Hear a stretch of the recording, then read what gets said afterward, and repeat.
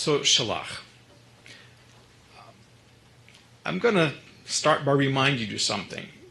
Some of you may be old enough to remember this day when computers were massive, about the size of a room. I mean, it took a whole room to house a computer. There was those days. I know kids are sitting right here and they're like, what are you talking about? But that was a reality. And then in the 80s, and I want to say towards the middle of the 80s, is when personal computers became a possibility. And this was a new thing. Most of the time in the 80s when people said personal computers, people said, what would I need a computer for? I could see some company needing a computer to calculate some complicated equation, but what would I in the world need a computer for? Well, the world has changed in which we live today. Very different. In 1984, a gentleman by the name Stephen Jobs, and also a CEO of a company called Apple, John Sculley, they showcased the first personal computer, a Macintosh. It was about the size of a typewriter with a screen attached. Nobody at that point really didn't think much about it, except perhaps those guys who kind of saw the potential, which is why they were involved in that whole entire enterprise. But what I'm trying to call your attention to is how a seemingly insignificant thing like that, a blurb in the news, turned out to be a pretty important major event. Because today, if you think about it, there is about 1 billion people carrying iPhones in this world. And an iPhone, I'm sorry to say, it's probably just a downsized version of Macintosh computer that was showcased in 1984. And there's something like 3 billion Android devices in the world today. Can you imagine that? So just to give kudos to the Android people too. Right? Because I realize this is the world we live in, right? There's always diversity, and that's okay. But what I want you to do is I just want you to realize that reason why I tell you this story, hopefully it will make sense to you in a minute.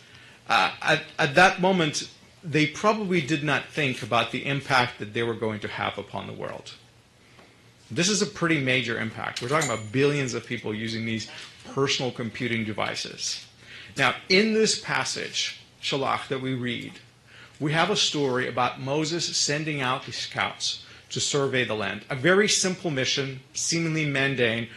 They just have to go check out the land, just as we read. Is it good? Is it bad? What is the fruit like? What are the people who live in that land? And this survey mission, God already told Israel, look, the land is yours. The land is yours. Yet for some reason, and we can talk about it perhaps another time, this survey is conducted where they have to go and check it out. And you know the story. They come back and 10 delegates give not so good of a report and 2 say, we can do it. Now, what I want you to wonder about is whether at that point those spies, those surveyors, those scouts who were sent out to the land, whether they actually considered seriously what they were doing is important or not. Of course, they have an important mission. They give you something to do.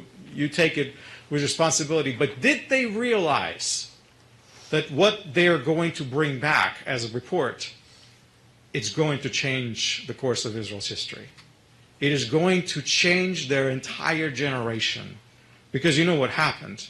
They said, the people in the land are huge. We can't do it. The cities are fortified.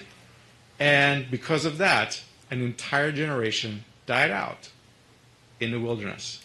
They probably did not realize how their words were going to impact what was going to happen next.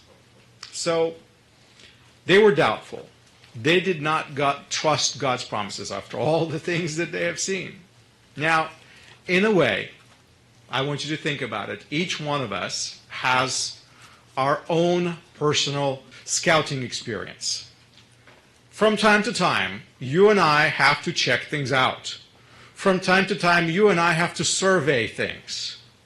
We have to consider whether we're going to move forward or not. And so, Hashem might be asking you today to cross some boundary, to move forward into some area direction of your life. And it's possible that you're standing at the threshold of something big. I don't know. This is your life. I don't always know all the details, but maybe this is something that's happening with you. There are moments in all of our lives when we are faced with decisions, faced with a choice, which is what I take this story to really be about. It's about a choice, and the choice is for Israel as a people, corporate choice. So when we face these circumstances, when we face this decision, it's really good to remember the story of scouting out Canaan. Maybe you're up for promotion right now. I don't know. I'm hoping. And you're wondering, can I truly handle this position? What they're asking me to do, I haven't done before. I'm not sure I qualify for this. I don't know if I can handle the responsibility. I'm sure that is how the scouts felt. We can't do it. The task is too big. These people are massive. The walls are huge. But Hashem brought you to this. He put you right in front of this. And you have to consider, why am I even standing before this decision? Because maybe this is the decision I have to do. I just have to cross this boundary and have faith. Too often we see obstacles in our lives, problems, people, issues, and they seem giant to us. They seem like mighty warriors armed to the teeth that we just cannot best in battle. Whatever that may be, the obstacles, they can take different form. Call them giants. Now, Hashem is with you, and He promised that He will prosper you if you're faithful to Him. But just because you're walking with Hashem, now, keep in mind, I'm not telling you to go pick the biggest person in the room and try to pick a fight with them, just because Hashem is with you. I'm not guaranteeing to you the outcome of that situation.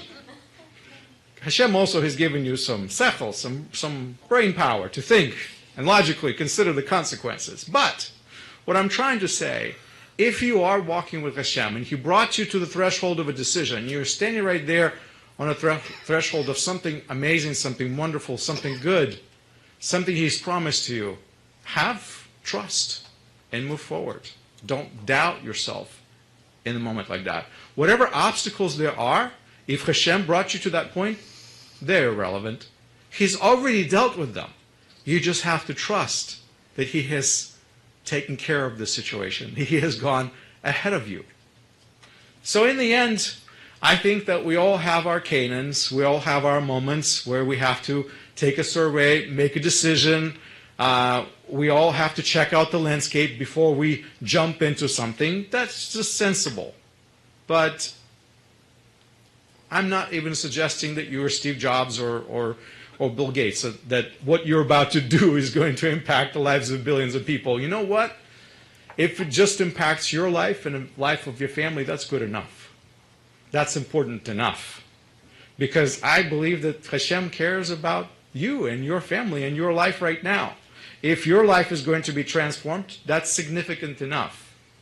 So when we make these decisions, sometimes they have implications, negative implications that last for years, just as it was for the people of Israel in the wilderness for many years. And sometimes the positive outcome is wonderful as well.